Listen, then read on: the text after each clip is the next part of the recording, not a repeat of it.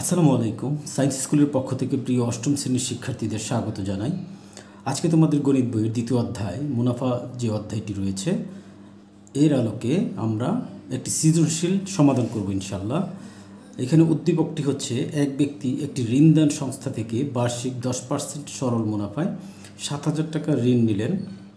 প্রতি বছর শেষে 2,000 টাকা করে পরিশোধ করেন। এখানে আমরা উদ্দীপকে যা দেখতে পাচ্ছি, যেই টাকাটা ঋণ নিলেন ওই ব্যক্তি, ওই ঋণের যে মুনাফা সেটা বার্ষিক 10% মুনাফা তাকে দিতে হবে, আর টাকাটা পরিশোধ করবে সে প্রতি বছর শেষে 2,000 টাকা করে। এখানে আমরা প্রথম অংশে যেটা দেখতে পাচ্ছি, মুনাফার হার আছে 10% এবং যে টাকাটা ঋণ নিলেন এটা হচ্ছে কি, এটা হচ্ছে আসল পি এর মানটা আমরা পাচ্ছি এখানে 7,000 টাকা, আর মুনাফার হার 10%।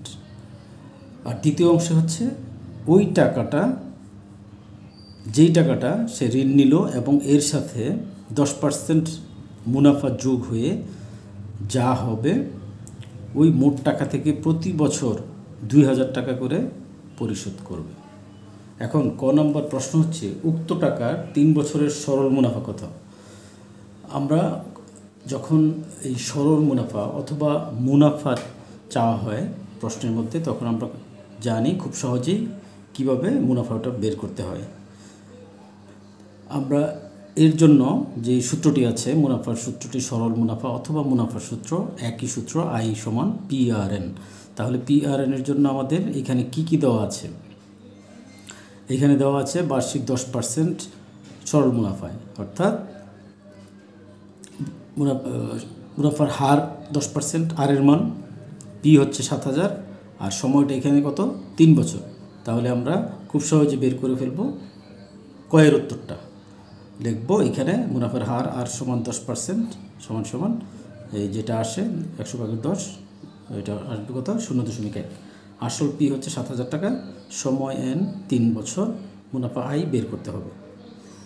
আমরা জানি মুনাফা I সমান সমান PRN। তাহলে এখানে আমরা কি করব?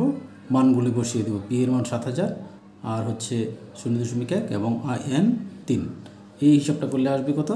2,100 টাকা আসবে। তাহলে কয়ের উত্তরটা হবে কত? 2,100 টাকা। এখন খতে যে প্রশ্নটি আছে সেটি হচ্ছে, তৃতীয় কিস্তি পরিশোধের পর তার আর কত টাকা ঋণ থাকবে? এই ক্ষয়ের উত্তরের জন্য আমাদের একটু ভালোভাবে বোঝার চেষ্টা করতে হবে। তৃতীয় কিস্তি পরিশোধের পর, এখানে তৃতীয় কিস্তি পরিশোধ বলতে কি বোঝা যাচ্ছে? যেহেতু উদ্দীপকের দ্বিতীয় অংশে আছে প্রতি বছর শেষে 2,000 টাকা করে পরিশোধ করেন ওই ব্যক্তি, তাহলে তৃতীয় কিস্তি পরিশোধ বলতে এখানে বোঝাচ্ছে প্রথম বছর, দ্বিতীয় বছর এবং তৃতীয় বছর দেওয়ার পরে বাকি যে টাকাটা ঋণ থাকবে ওইটা বের করতে হবে। তাহলে এর জন্য আমাদেরকে কী করতে হবে? প্রতি বছর 1 বছরের যেই মুনাফাটা আছে এই টাকার উপরে, অর্থাৎ যে 7,000 টাকার ঋণ নেওয়া হয়েছে, প্রথম বছর শেষে এই টাকাটার মুনাফা কত আসবে, ওই মুনাফাটা যেহেতু ঋণ নিয়েছে তার মানে অবশ্যই এই টাকাটা যখন পরিশোধ করবে এর সাথে মুনাফাটা যোগ করার পরেই কি পরিশোধ করতে হবে। তাহলে প্রথম বছরে এই 7,000 টাকার যে মুনাফাটা আসবে এটার সাথে যোগ হবে এবং ওই মোট টাকাটা থেকে 2,000 টাকা 1 বছর শেষে সে পরিশোধ করল। তাহলে আমাদের প্রথম কাজটা কি হবে? প্রথম বছর মুনাফাটা বের করা। প্রথম বছর যে 7,000 টাকা সে ঋণ নিল এটার মুনাফা কত আসে এটা বের করা আমাদের প্রথম কাজ। আমরা কি করব? এখানে লিখব প্রথম কিস্তির ক্ষেত্রে আসল কত? 7,000 টাকা, মুনাফার হার একই 10%, সময় আমরা এখানে নিব কত? যেহেতু আমরা প্রথম বছর শেষে মুনাফা বের করছি তাহলে সময় এর মানটা কত হবে? 1 বছর।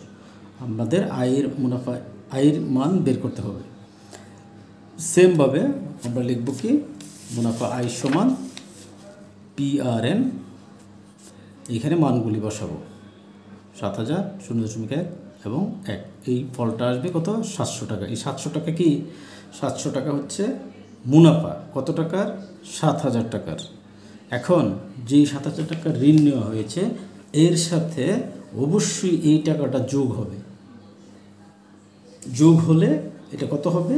মুনাফা আসল হবে। মোট 7,000 যোগ 700 সমান 7,700 টাকা। এই টাকাটা 1 বছর পরে, যেই টাকাটা 7,000 টাকা ঋণ নিল সে 1 বছর পরে এই টাকাটা থেকেই পরিশোধ করতে হবে। এর কারণ কি?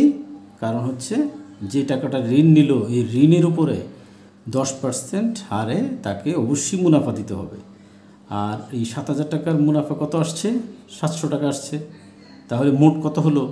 আসল যে টাকাটা ঋণ নিয়েছে সে এবং মুনাফা, এই টাকার মুনাফা মিলে কত হলো? 7,700 টাকা। এই টাকাটা থেকে 1 বছর পরে সে কী করবে? 2,000 টাকা পরিশোধ করবে, যেটা অলরেডি উদ্দীপকে লেখা আছে।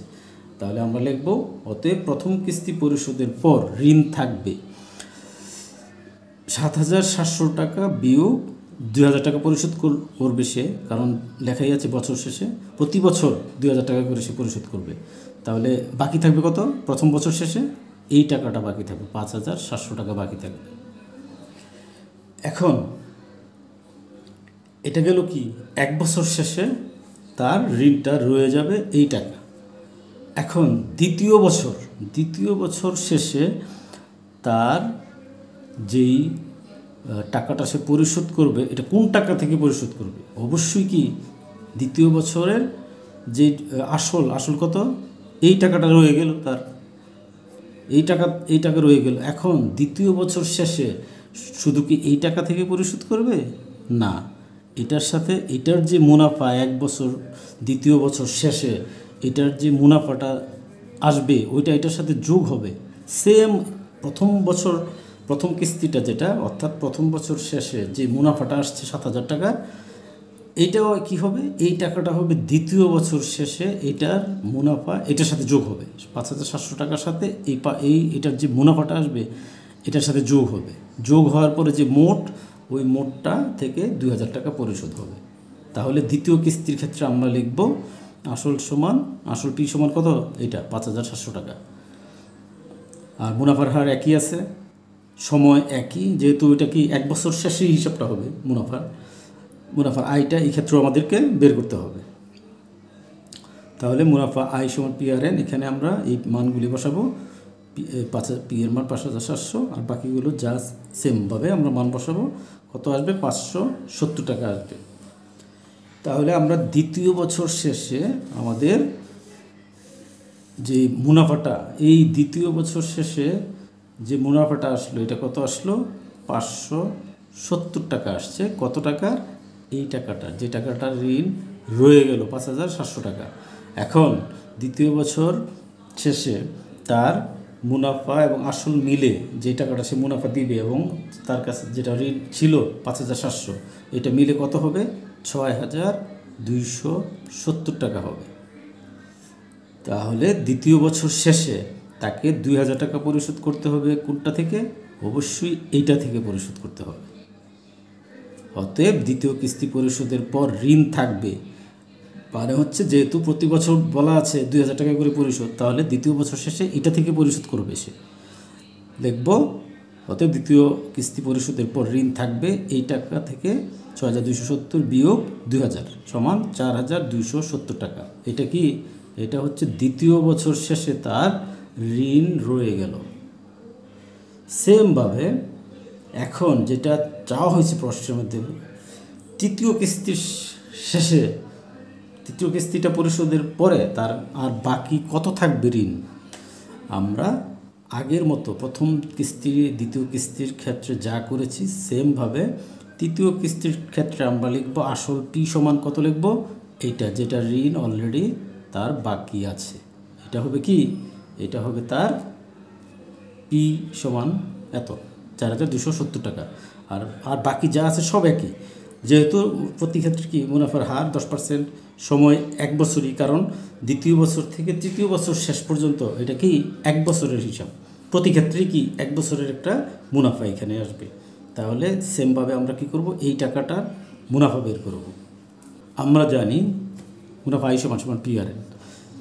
তাহলে এখানেও কি করব, পি এর মান 4270, আর বাকিগুলি যা আছে তাই থাকবে। ফলটা চলে আসবে কত, 427 টাকা।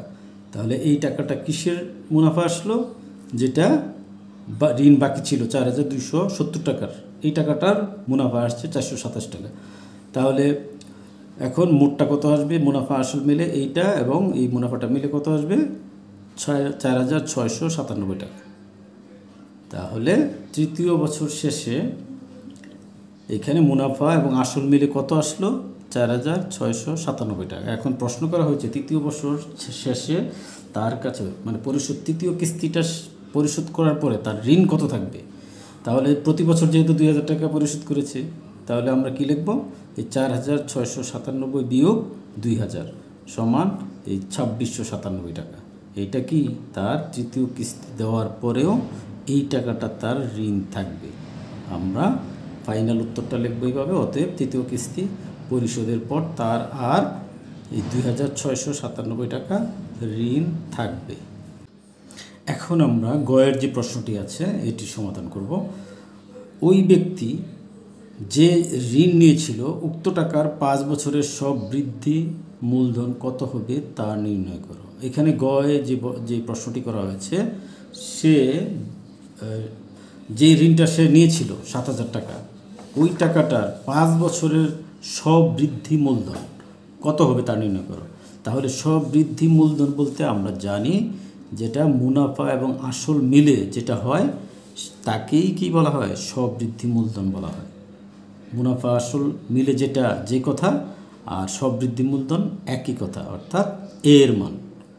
তাহলে আমরা এখানে কি করব, দেখব কি কি এখানে আমরা পাচ্ছি, এখানে কি কি দেওয়া আছে অথবা কি কি আমরা পাইলাম। এখানে এই অঙ্ক, এই গ নম্বর সমাধানটা করার জন্য আমরা দেখতে পাচ্ছি সময়টা দেওয়া আছে 5 বছর, আর যেহেতু ওই ব্যক্তি যে ঋণ নিয়েছিল অর্থাৎ 7000 টাকা, 7000 টাকা কী হবে এই ক্ষেত্রে, পি এর মান হবে আসল বা মূলধন। আমরা লিখব এখানে মূলধন পি সমান 7000 টাকা, মুনাফার হার আর সমান 10%, যেটা আগেই আমরা অলরেডি সব ক্ষেত্রে একই, আর সময়টা এই ক্ষেত্রে কী ছিল, 5 বছর। তাহলে এইখানে আমরা কি করব, আগে অবশ্যই আগে মুনাফাটা বের করব, এই টাকাটার মুনাফা বের করব। লিখব আই সমান সমান PRN, পি হচ্ছে 7000 টাকা, আর হচ্ছে মুনাফার হার 0.1, এন এর মানটা কত এখানে 5 বছর 5।